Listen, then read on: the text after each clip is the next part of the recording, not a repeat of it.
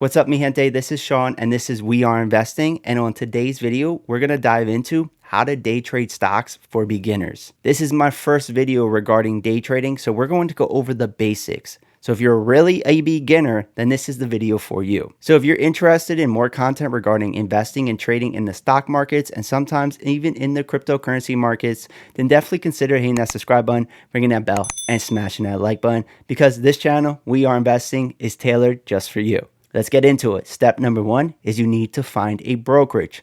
I'm going to keep it simple. There are 3 brokerages that I like. Each one has its strengths and each one has its weaknesses. The most powerful one, and the one that I personally use most of the time, is TD Ameritrade Thinkorswim. This is a very powerful brokerage, and Thinkorswim is a very, very powerful software. But it's also very complicated. So if you're a beginner, it's going to take a long time to learn how to use Thinkorswim. And it's also not the best on your mobile device. But if you're going to be sitting at a computer and you're willing to take the time to learn how to use Thinkorswim, it's by far the best brokerage in my personal opinion. But if you are a beginner and you're looking for something a little bit less complicated, but not as simple and weak as Robinhood, then I would recommend Webull. It's very powerful, but it's easier to use and it's great on your mobile device. Webull also has great extended hours trading. They don't charge anything for trading stocks or options, and you can trade over-the-counter stocks, and this platform just continues to adapt and evolve. If you sign up for Webull, use the link down below in the video description, deposit $100, and you'll get free stocks worth up to $12,600. Now, Webull and TD Ameritrade are primarily for people who live in the United States. But if you're international or you're looking for a well-rounded brokerage, a brokerage with a reputation and is great for options trading, then look at Interactive Brokers. I personally have my Roth IRA through Interactive Brokers. I think it's a great brokerage, it's well-rounded, and if you don't live in the United States, it might be your best option. In the video description, there's an affiliate link for Interactive Brokers. Click on it, see what they have to offer, and make the decision for you. But it's great, it's well-rounded, and it's also available for people who don't live in the United States. Now, I have videos going over Thinkorswim and Webull on this channel. There are dedicated playlists where we go over the features that they have to offer. I'll be uploading videos regarding Interactive Brokers in the future, so maybe by the time you're watching this video, or if you hit that subscribe button, you'll be notified when I make new videos regarding Interactive Brokers, if that's the brokerage you use or the brokerage that you're planning to use. Step number 2 is to paper trade so that you can learn how to execute orders on whichever brokerage you pick. All 3 that I recommend include paper trading. They have that capability. I personally recommend that you paper trade for at least 2 weeks and you do it like you would regularly with real money so that you can learn what's working and what's not working, and you don't have to go through those hard steps with real money and start executing orders that make no sense and just lose all of the money that you have planned for paper trading. So give yourself at least 2 weeks and trade like you would regularly. And then once you're done paper trading, start small with real money, because paper trading is not going to teach you how to train your emotions. Because it's not real money, you're not going to behave like you would with real money. But the purpose of paper trading is to kind of understand what's going to happen in the market, maybe get some of those huge errors out of the way before you start trading with real money. Step number 3 is you want to set up your charts so that you're ready to do some technical analysis for day trading or swing trading.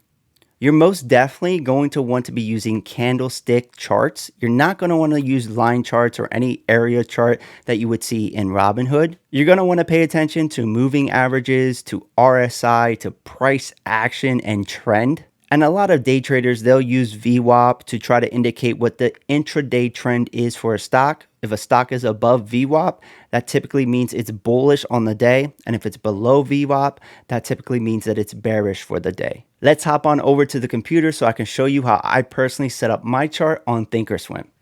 All right, let's hop onto the charts. Let me explain how I use my charts on Thinkorswim. This is Thinkorswim. This is what I primarily use to trade, but you can do this on Webull as well, and you can do this on Interactive Brokers. The steps are a little bit different, but for the most part, you have the capabilities of doing most of this stuff. So for me personally, the way that I like to trade, it's a very simple way of trading. It's very easy to understand, and I think it works. It works for me at least. I trade off of support and resistance lines, which are also known as supply and demand zones. I also use one indicator, the RSI, to help indicate what the overall trend of a stock is. And what I'm mostly looking at here on this screen is I have 4 charts, but they're all linked to the same stock. And I can quickly go through different stocks. Let's say I wanted to type in Apple. I can type in Apple into any of these charts and they're all going to change. Let's go back to Palantir because this is where I'm going to draw support and resistance lines so you can see my process. I also have them all linked together. It's going to be linked to my screener, and it's also going to be linked to the news tab so that when I type in a stock or I click on a stock on the screener, it's going to show me those charts, and it's also going to show me the news for that stock. So during the day, when I quickly want to see what's going on with a stock, I like having this screen because I can quickly see what's going on in a longer period of time. In this case, the chart on the left shows us 1 year, 1 day. And then I can also take a look at what's happening right now with the 1 day, 1 minute chart. And then these I can change, but I usually have a 5 day, 5 minute. And then this one I change all the time, but right now it's set for the 30 minute. Now you might be saying daily, minute, 5 minute, 30 minute. What does that mean? All that means is that the candle you are seeing on the chart represents that time frame. So each candle here, because this is the daily, represents a day. Every candle over here represents 1 minute of trading, 5 minutes of trading, 30 minutes of trading. Let's go back to this chart and let's get started with my process of drawing support and resistance lines. Now, it's very important to have a system in place because you go through so many stocks that you might forget what a line actually means. So I have a color-coded system that I stole from another trader. I thought it worked really well. And since I've been using this, it's really helped me trade even better. So how I get started with every stock, I do the same thing. I start on the daily time frame. And I just draw horizontal lines at points where the stock has bounced off of that point multiple times or at least has had a strong reaction at that price. So to get started, I definitely see a peak here and a peak here. So all I do is I add a drawing, I add this horizontal line, and I'll click on that point right there. You don't have to be perfect. It's a representation and it's actually a zone, not a price. So what I do next is I color code it. So I'm going to make this green because this is the daily time frame. Daily starts with D, so does dollar, and the dollar is green. So that's what I do, and then I change it to this line style. And then after that, I just duplicate the lines at points where I think there is support or resistance. So I'm going to bang through that now, and then I'm going to show you why I picked some of the points.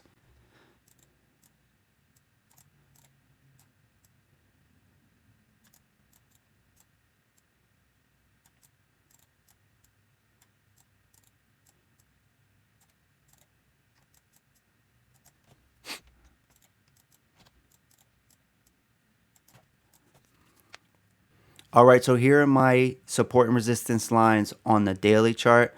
There's a lot here, so we can remove some if we don't necessarily need them. But basically, we have a double top here. That's a point.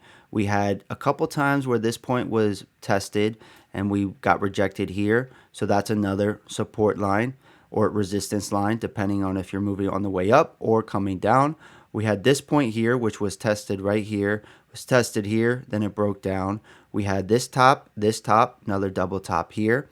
We had this breakdown, also corresponds to this point over here. That's another support or resistance line, and we're testing that currently, and we broke down and fell off hard off of that support and resistance line.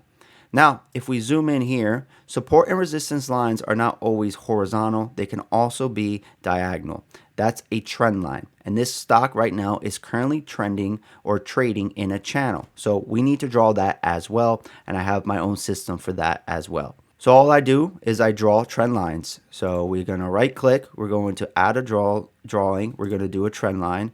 I'm going to do this, and then I'm going to move this down to the bottom point right here. So that is our bottom trend. It's on the daily, and then I use this line style for trend lines.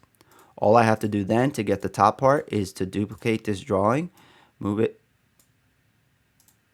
up here, and now I have my channel that this stock has been trading in. So those are my support and resistance lines on the daily time frame. What I can also do is I can change this over to the 3-year weekly to see if there's any line. If it's too small, I can also go here, go to the weekly, and draw something.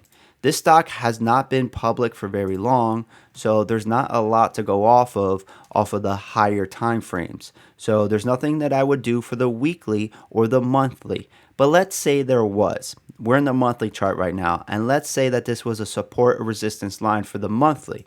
What I would do is I would double click it and I would change it to like a maroon color, M for monthly. If it was the weekly chart, support and resistance line that I got from the weekly chart, I would change that line to white for W. That's all I do. It's as simple as that. So we're going to go back to our flexible grid where we can take a look at the stock with 4 charts. And basically, after I have that set up, what I look for is a stock to hit a support and resistance line, and then I will look at the intraday or the 5-minute to see if it's respecting that line, if it's starting to pull back, or if it's starting to break out. And that will indicate whether I go long or short a stock, and I usually do it via options. The one other thing that we didn't touch on is RSI. So if RSI is over 70, that means the stock is overbought. If RSI is under 30, that means the stock is oversold. If RSI can stay above 50 for quite some time, that means the stock is in a upward trending period of time. If it is under 50, that usually means the stock is downward trending. When we see stocks get up to 70, if you want to play a breakout, you can, but it's going to be very short term. The same thing with a stock that drops under 30. But you can also use those indicators of momentum to see if the stock is about to reverse, and then you can get in on a reversal trade by going long when the stock is oversold and going short when the stock is overbought. Now, once you have your chart set up and you're ready to do some technical analysis, you need to find stocks to trade. The best way is to create up a scanner or a screener. And this is going to do a lot of the heavy lifting for you so that every day you can just open up your screener, look at some different screeners that you have, pick some stocks, and then do the technical analysis. You're not just going to have to constantly think of new ideas. The ideas should present themselves to you via these screeners. Now, the screeners that you use is going to be based off of personal preference.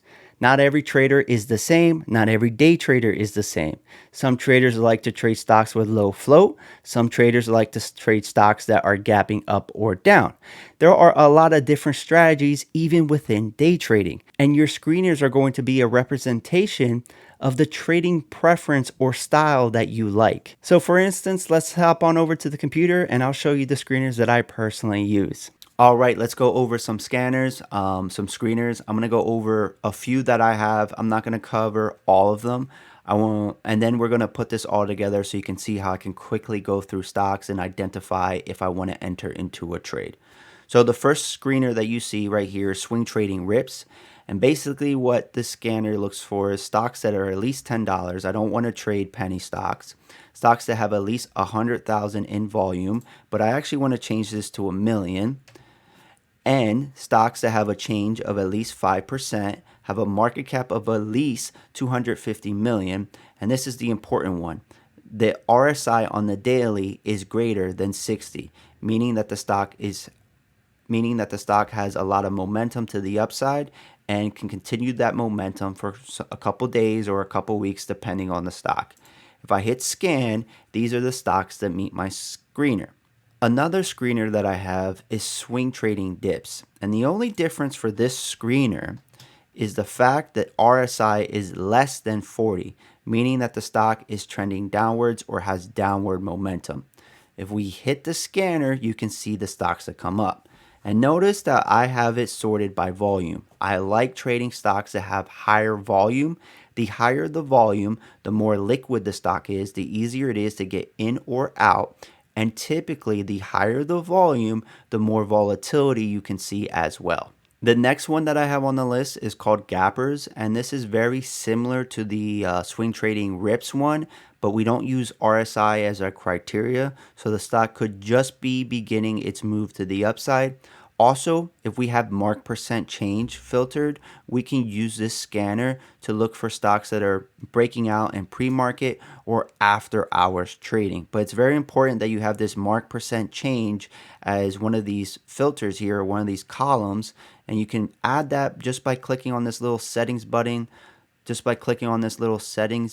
over here on the right. In pre-market or after hours trading, you can also reduce the volume to be 100,000 because in extended hours, you're not going to have as much volume. So 1,000,000 might be a little bit too much for extended hours trading. You can quickly change that here. Another screener that we have are losers. These are stocks that are moving down. It's the opposite of the gapper scanner. If we hit scan, you can see that there's a lot of stocks that really dropped off today. And if we look at the mark percent change, there's a lot of stocks that dropped off in after hours trading or throughout the entire day. So today, as you can see by this scanner, was definitely not a good day in the markets. All right, so bear with me here because I'm trying to do something that I typically do on two screens.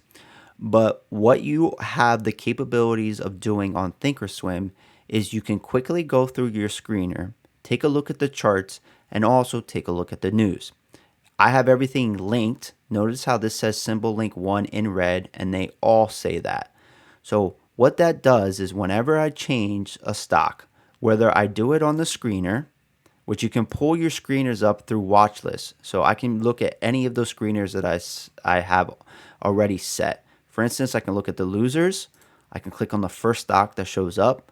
I can sort by volume or percent change, and I can do that. Also, if I was just to type in a stock, it will change and I can see the news for that stock. So if I go back to sort by volume and I pick Verizon, we can take a look at Verizon and see what's happening with the stock. Quickly take a look at the charts and also take a look at the news. It appears, I already know this because I'm trading Verizon, that Verizon lowered their annual forecast after weak customer growth. The company had earnings, and if we go towards the more of the morning hours, we can actually take a look at their earnings through these news alerts and take a look at what's happening with the stock. We can go to other stocks as well. The news will change. We can quickly take a look at the charts, like I already said, and look at the news. This allows us to quickly look at a stock to identify a few things that's going on. The price action, we draw our support and resistance lines. We also have the news right there in front of us. So we can quickly look at a stock, take a look at the technical analysis with the news portion of it to see if it's a good trade. Then we open up another website like Seeking Alpha. We can look at the valuation. We can take a look at the market cap. We can take a look at we can take a look at the short interest, the float. We can take a look at other things as well. But on Thinkorswim, we do all of our technical analysis and we get a lot of our news here. But the powerful thing, the thing to keep in mind here, is having it all linked together so you can quickly go through your screener and just look for opportunities. The time you spend looking for opportunities and finding high quality trades is what's going to pay off in the long run. Now, the screener that you set up is going to be based off of price action. No matter what screener you're using, it's going to be based off of what's happening with the stock price. But there's some other stuff that you can do to help your trades, and that is through the researching of the individual company, and that includes company news or stock news. You'll also get into some of the fundamentals of the stock like volume, float. These are very important things to go over. Market cap and valuation of that stock. And if the stock has any earnings or ex-dividend dates coming up. Now I'm going to touch on some of these things because it's very important. And if you're a beginner, you probably don't even know what half of this is. The first one, news. This is obvious. If there's good news or bad news, that can influence the price of a stock because it influences supply and demand. If there's good news, then the demand's going to go up for a stock. If it's bad news, the supply is going to go up because people are going to start selling. It's as simple as that. And if you can find good news or bad news and play that news, that is one way to trade stocks. The next one is stock volume. Stock volume is very important as a trader as well. You need to find stocks that have good volume so that they're liquid, meaning that when you want to dispose of your position or when you want to enter into your position, you can do so very quickly and you can do so at a fair price. If the stock has very low volume, when you go to sell, maybe you're going to have to sell that stock for far less than you want because it's low volume and you can't find a bid to get your order fulfilled. The same thing goes when buying. Maybe there are no sellers out there, so you have to continue to increase the price that you're willing to pay to entice a seller because it's very low volume. So volume is important. It's very important when trading stocks. You want to have a stock or an option that has good volume. The next thing that you need to pay attention to is stock float. So let's back up just a second. You have shares outstanding. That's the total amount of share, or let's say stock, that's available out in the markets. And that's going to give you the overall valuation of the company. You times the shares outstanding by the current share price. That's going to give you the market cap, which is referred to as the valuation of the company. That's what the company is worth in the public markets. If you take out all of the shares out there, all of the stock that's held by insiders like CEOs, CFOs, or institutional investors that cannot unload their shares right now, meaning that these shares cannot be traded. If you take shares outstanding minus those types of shares, that gives you your stock float, which is essentially the number of shares that are available for trading. This is going to represent how many shares are out there. If it's a very low float stock, that means that the supply for that stock is very low. So the price action for that stock is going to be very, very volatile. It's going to move up a lot off of little orders. And then when those people sell, it's going to move down a lot because the supply is so low. And that's why a lot of pump and dumpers will look for stocks with low float because their money goes much farther. They have $100,000, $200,000, $1 million to trade with. They can really impact the price of a stock with a very low float because supply is so low. So if they buy 1,000 shares at $10, well, they're not going to get all 1,000 filled, and the price might jump up to $11 for them to fulfill their order or something crazy like that. That's what low float stocks can do. So you need to be aware of that before you enter into a low float stock, because you might be scratching your head thinking, why is the stock moving like this off of no news? It might just be one buyer or seller that's manipulating the price because the float is so low. The next thing that I want to talk about that's not on the list on this slide is beta. Beta is a representation of how the stock moves compared to the S&P 500. If beta is 1.5, for every 1% movement in the S&P 500, you can expect a 1.5% movement in that stock, meaning that the stock is more volatile than the S&P 500. So if the S&P 500 goes up, this stock is going to go up even more.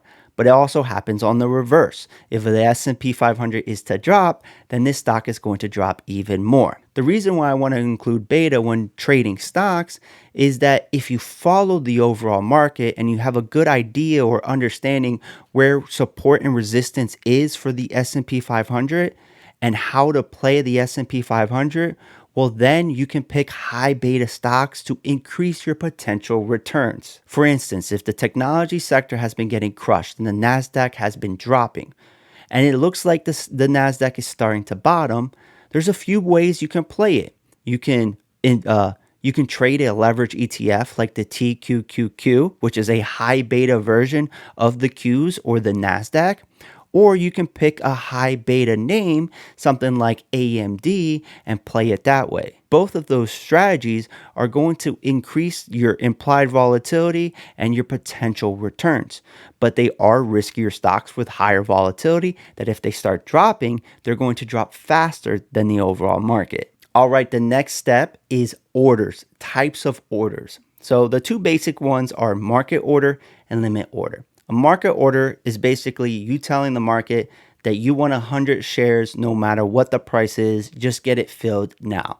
I never recommend getting orders filled with market orders because you're going to buy a position closer to the ask, meaning closer to what the seller wants, and you're going to sell a position closer to the bid, meaning closer to what the buyer wants. A limit order, you basically set the price and let the buyer come to you and let the seller come to you if you're buying or selling a stock. The limit order is the way to enter into a position and also the way to close out of the position, in my personal opinion. Set the price, let the buyer or seller come to you. It's the better way to do it. Now, once you have the position open, you could put a stop loss. Now, I don't recommend putting stop losses unless you cannot be at your computer for the trade, because sometimes what would happen with a stop loss is you might see the stock make a nice little swing down. Your stop loss might get fulfilled. You're out of the position, but it really was real quick. And then the stock bounced back up and moved higher. And then you ended up cutting out of your position for a loss when it actually could have been a return. Stop losses work good if you need to step away and you just want to protect your position so that you're not left with a huge loss. If you're interested in how to set up a stop loss, I have a separate video for that, but I just want to go over the different types of orders in this video. The next thing you can do is you can set a trailing stop loss.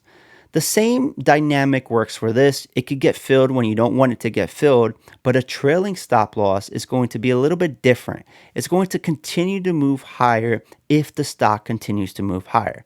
For instance, you can have a trailing stop loss that's set at 2%. Basically, if the stock is 2% below its prior high, that order is going to get filled. The stock can continue to go higher. You'll ride it upwards, and then you'll lock in your gains at a 2% drop from that high. A trailing stop loss is great for when you're ready to take profits, but you just don't want to sell your position at this level. You just want to let this trailing stop loss do its work. That's when these types of orders make sense. The next thing is a group order. And basically, this is where you can set up an order from the get-go to tell the market at what price you want to buy the stock at and how many shares you want to buy. Then you can tell the market at what price you're willing to sell the stock if it was to move down. You can set your stop loss. And you can tell the market at what price do you want to lock in gains. If the stock hits this price, sell my position. I want to lock in gains. That's what you can do with a group order. Essentially, when you execute this group order, you can walk away for the day and know that you're protected and you are going to lock in profits at the price that you want. This is for a trader who is very strategic and is not going to be sitting at his computer all day. He just wants to put in a couple orders or an order and let it do its thing. Now, I also think it's very powerful and very important. Before you enter into any trade, you need to identify how much you're willing to risk for how much you're willing to gain. This is your risk to reward ratio. If your risk to reward ratio is I'm willing to risk $100 to make $100, that's a 1-to-1 ratio, and that will never work. You'll never be successful using trades that are 1-to-1 because the odds are you are going to be wrong more than you are right. If you're always trading stocks that have a 4-to-1 ratio, all it takes is one winning trade for every 4 losses and you'll break even.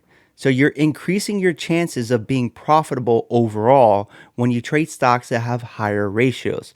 With options, maybe you can even pick a trade that has a 15-to-1 ratio, meaning if you win on this trade, it's going to count for a 15x, and basically you can be right 1 out of every 16 and be profitable. So the higher the risk to reward ratio, the better. Sometimes it's unrealistic to think that the stock's going to go where it needs to go for you to get that ratio.